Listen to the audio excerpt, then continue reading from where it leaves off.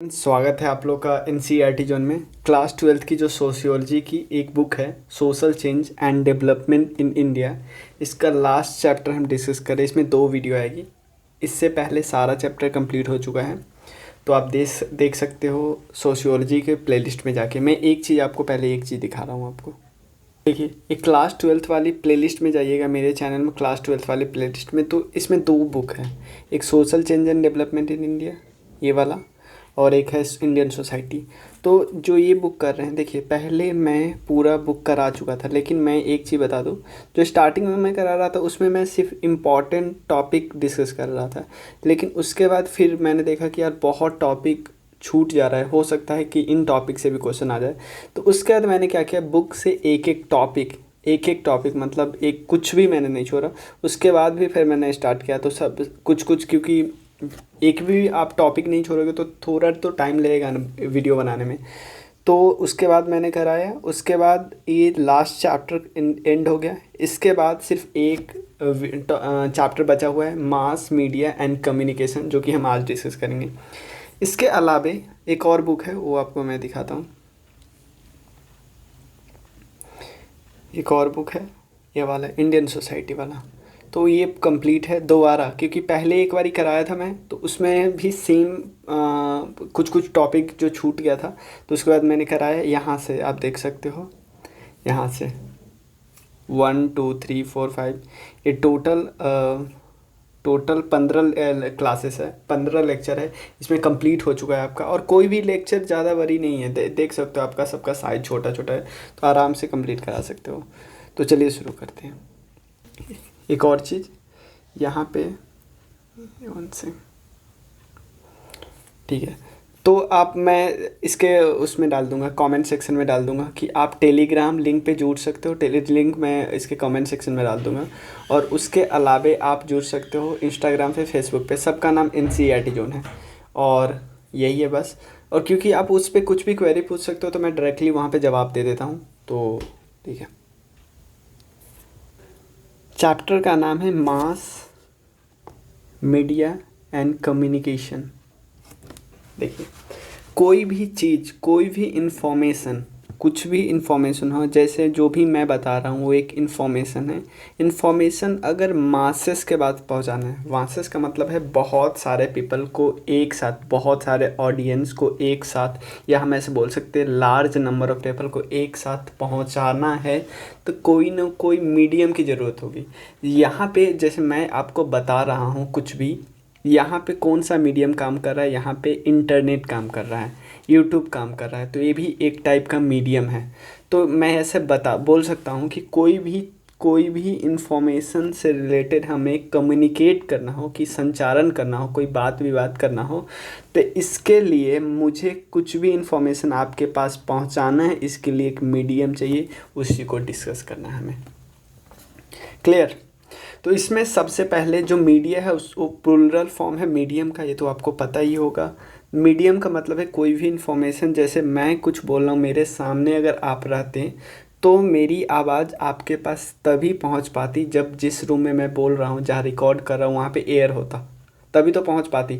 नहीं तो अगर मेरे सामने कुछ एयर वेयर नहीं है, तो मैं वैक्यूम में हूँ, तो पहले तो मैं ज़िंदा नहीं रहूँगा। अगर मान लो ज़िंदा रह भी गया, तो मेरा आवाज़ माइक के पास भी नहीं पहुँच पाएगा, क्योंकि मेरे मुंह और माइक के बीच कोई मीडियम ही नहीं है। तो कुछ भी आवाज़ इन्फॉर्मेशन पहुंचाने के लिए कोई ना कोई मीडियम की ज़रूरत होती है।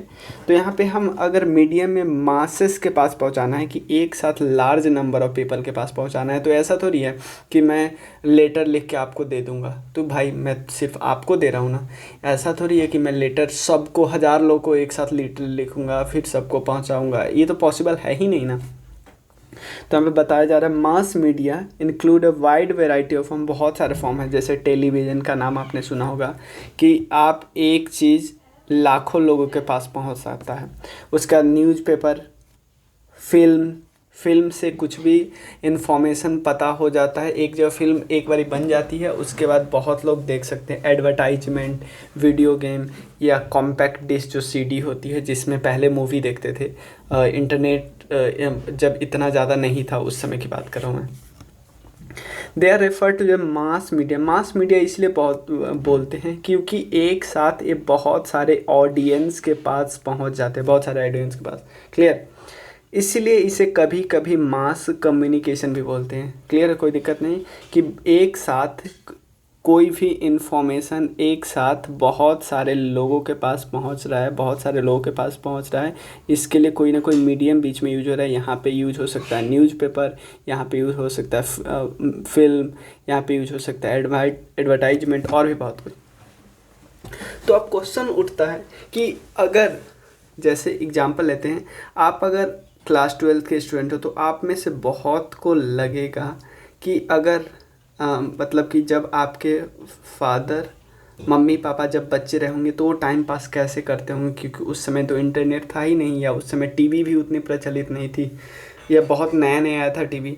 तो यहाँ पे देखिए क्योंकि उनके पास हो सकता है उस समय न्यूज़पेपर रहा होगा, यानी इंटरटेनमेंट के अलग अलग साधन उस समय रहे होंगे, अभी कुछ अलग ही है। तो स्टार्टिंग की बात करते हैं, तो जब हमारा देश आज़ाद नहीं हुआ था उससे पहले बात करते, कुछ न्यूज़पेपर आते थे, क्योंकि उस समय प्रिंट मीडिया भी नई नई आई थी। प्रिंट मीडिया आ तो गई थी ऑलमोस्ट 1440 के आसपास। ध्यान देना, मैं बताता हूँ। प्रिंट मीडिया जो कि न्यूज़पेपर वाला जो होता है, तो प्रिंटिंग प्रेस तो 1440 के आसपास ही बन गया था, लेकिन स्टार्टिंग में इस प्रिंटिंग प्रेस का काम होता था सिर्फ़ और सिर्फ रिलीजियस बुक को छापना, ताकि अपने रिलीजन को बहुत लोगों के पास पहुंचा सके, अपने रिलीजन के आइडिया को बहुत लोगों के पास पहुंचा सके। तो और कुछ न्यूज़पेपर की हम बात करते हैं, जो कि न्यूज़पेपर जब हम गुलाम थे ब्रिटिशर्स के, उसी समय का न्यूज़पेपर है। जैसे यहाँ पे कुछ एग्जाम्पल दिया हुआ है, जैसे Fardunji Marzban was a pioneer of the Gujarati press in Bombay. Bombay में गुजराती प्रेस आया था, इन्होंने ही करवाया था, और 1822 के आसपास में। और फिर उन्होंने बॉम्बे समाचार स्टार्ट किया। उसके बाद ईश्वर चंद्र विद्यासागर का आता है, उन्होंने सोम प्रकाश बंगाली में, क्योंकि स्टार्टिंग में देखो इससे पहले भी न्यूज़पेपर ब्रिटिशर्स वगैरह छापते थे, लेकिन वो इंग्लिश में होती थी और वो अपने मतलब की बात छापते थे। लेकिन यहाँ से ये लोग जो ईश्वर चंद्र विद्यासागर, जो वर्नाकुलर लैंग्वेज, मतलब ऐसे लैंग्वेज में जिससे जो लैंग्वेज ज़्यादा लोग समझ सकते थे, ज़्यादा लोग अंडरस्टैंड कर सकते थे, तो उसका रीच, उस टाइप के न्यूज़पेपर का रीच तो ज़्यादा हो जाएगा ना। उसी टाइप से the times of India Bombay में स्टार्ट हुआ 1861 में। उसके बाद पायोनियर स्टार्ट हुआ इलाहाबाद में 1865 में। मद्रास मेल स्टार्ट हुआ 1868 में। स्टेटमैन स्टार्ट हुआ 1875 में। Civil and military gazette start हुआ 1876 में। तो ये कुछ न्यूज़पेपर का नाम है, आपको पूछा जा सकता है। अब चलिए, ये फैक्ट था, ठीक है, ये फैक्ट है, ये तो आपको याद करना ही पड़ेगा। अब देखते हैं कि मास मीडिया का, ध्यान देना, मास मीडिया का सोशियोलॉजी पे क्या इम्पैक्ट हुआ, कि मास मीडिया का सोसाइटी पे क्या इम्पैक्ट हुआ। तो यहाँ पे बताया जा रहा है कि मास मीडिया इतना ज़्यादा स्प्रेड हो गया था कि सब में कुछ ना कुछ इम्पैक्ट हुआ ही। जैसे example, mass media adapt itself to political, cultural, social and economic aspect. जैसे मैं एक दो एग्जांपल आपको बताता हूँ। आपको पता होगा कि जब भी स्टार्टिंग में मान लो न्यूज़पेपर सिर्फ आती थी, जब हम आज़ाद नहीं थे, न्यूज़पेपर, तो आप देख रहे हो न्यूज़पेपर में लोग छापते थे, जो चाहे ईश्वर चंद्र विद्यासागर या बाद में दादा भाई नौरोजी की बात कर ले, बाल गंगाधर तिलक की बात कर ले, तो न्यूज़पेपर में ऐसी बात छापते थे, ऐसी बात वो लिखते थे ताकि लोगों के अंदर नेशनलिज्म की भावना ला सके, ताकि जो देश का पॉलिटिकल स्ट्रक्चर है जिस पे अभी राज कर रहा है ब्रिटिशर्स, तो ब्रिटिशर्स के खिलाफ लोग आ जाए, ताकि हम देश का पॉलिटिकल स्ट्रक्चर चेंज करके खुद उस पर राज कर सके, ब्रिटिशर्स को हटा सके। तो आप देखना ना कि पॉलिटिकल पे कैसे इम्पैक्ट होता है। उसके अलावा जैसे आपको पता है ईश्वर चंद्र विद्यासागर या राजा राम मोहन राय, ये सभी न्यूज़पेपर या बहुत मैगजीन के एडिटर थे। तो ये क्या लिखते थे, सोसाइटी के एविल प्रैक्टिस के खिलाफ बातें लिखते थे, कि सोसाइटी में जो सती सिस्टम है ये ख़राब है, ऐसी ऐसी बातें लिखते थे। लोगों को पता चलता था यार ये तो बहुत बड़े आदमी हैं, मतलब बहुत बड़े विद्वान हैं, अगर ये ऐसी बात लिख रहे हैं तो इसका मतलब सती सिस्टम में तो कोई ना कोई प्रॉब्लम तो है ही। तो देख रहे हो यहाँ पे बताया जा रहा है कि the relationship between society and mass media भी इंटरकनेक्टेड भाई, अभी अभी की बात ले लो, अभी की बात ले लो, एग्जाम्पल लेते हैं, क्या हमारे देश में कोई भी ऐसी मीडिया होगी जो मतलब ऐसी बात करेगी, लड़ाई वड़ाई का हमेशा बात करे कि हमें उस पर अटैक कर दें, ऐसी बात करती है, लेकिन ऐसा नहीं करना चाहिए। कुछ कुछ बात करती है लेकिन ऐसा नहीं करना चाहिए, क्योंकि हमें मीडिया को भी सोसाइटी, देखो मीडिया, जैसे मान लो एग्जांपल लेते हैं, क्या हमारी हमारी कोई भी मीडिया बीफ को प्रमोट करती है? नहीं करती है, क्योंकि हमारे सोसाइटी में वो उतना चलता ही नहीं, हमारा सोसाइटी उसको बर्दाश्त ही नहीं कर सकती। तो हाँ, एक चीज़ आप देख रहे हो, मीडिया भी वही बोलती है जो सोसाइटी उसको बर्दाश्त कर सके, या हम ऐसे बोल सकते हैं, उल्टा भी हो सकता है कि मीडिया जो बोलती है उसके हिसाब से सोसाइटी सेव कर लेती है अपना, मतलब मीडिया किसी लीडर को अच्छा बोलने लगती है तो सोसाइटी के कुछ लोग उसके फेवर में आ जाता है, मीडिया अगर ख़राब बोलने लगती है सोसाइटी भी उससे दुश्मनी करने लगता है, ऐसी बात होती है। तो डायलेक्टिकल रिलेशनशिप होते हैं कि म्यूचुअली डिपेंडेंट है, कि सोसाइटी भी मीडिया से इम्पैक्ट होती है और मीडिया भी सोसाइटी से इम्पैक्ट होती है। यहाँ पे बता, society can not serve without mass media, obviously, क्योंकि हम आज़ाद होने में भी बहुत पुराने, क्योंकि न्यूज़पेपर लिखते थे, गांधी जी इतनी किताबें लिखते थे, अगर लिखने से लिखते थे किताबें, अपनी ऑटोबायोग्राफी लिखे, और भी बहुत न्यूज़पेपर हरिजन वगैरह लिखते थे, अगर लोगों के पास पीपल के पास पहुँचता ही नहीं तो क्या फ़ायदा लिखने का, because life would be boring और अनडल, और भी प्रॉब्लम है। Similarly mass media can not only serve if it embrace the cultural aspect of the society. तो मास मीडिया सिर्फ एक एस्पेक्ट पे तो काम नहीं करती है, सारे एस्पेक्ट पे काम करती है।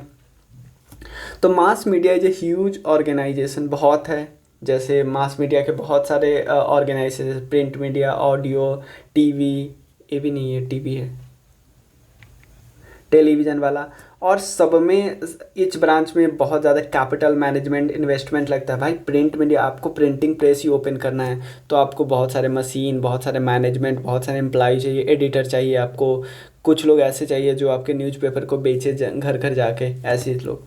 तो mass media targets different section of society, जैसे कुछ कुछ एड्स ऐसे होते हैं जो यूथ को टारगेट करते हैं, जैसे फेस वॉश आते हैं, जैसे एक अभी वियर्ड फेस वॉश आ रहा है, तो यूथ को टारगेट किया जा रहा है ना, जिसको विराट कोहली जिसका ऐड करे हिमालय का।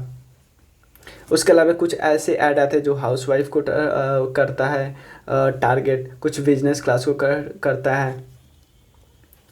तो और रूरल और अर्बन एरिया के भी कुछ कुछ ऐड मतलब डिफरेंट होते हैं, अलग अलग। उसके बाद इस टॉपिक में हम डिस्कस क्या क्या करेंगे, तो मैं दो चीज़ बता दूं क्या क्या डिस्कस करेंगे। सबसे पहले बिगिनिंग ऑफ मास मीडिया, तो इसमें हम डिस्कस कर लेंगे कि कॉलोनियल इंडिया में भी क्या क्या था, ये दोनों एक ही साथ हम डिस्कस करेंगे।